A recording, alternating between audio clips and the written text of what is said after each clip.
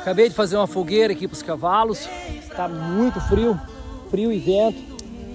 E essa fogueira vai ajudar. Oi, Fred, fala aqui pro pessoal, tudo bem? O Speed está lá dentro, lá do potreiro. Mas a ideia é isso aí. É fazer com que a noite deles não seja tão fria.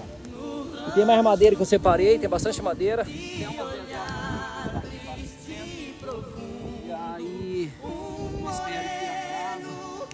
Tem umas queirobas que vai suportar aqui, vai dar uma mão para eles. Tem que cuidar, quem tem suas criações tem que ficar muito atento, proteger o máximo possível, que Deus cuida, mas eles precisam da ajuda do homem aí, assim como eles ajudam a gente. Valeu, até mais. Obrigado. Obrigado de coração. Tamo junto aí, tchau, tchau.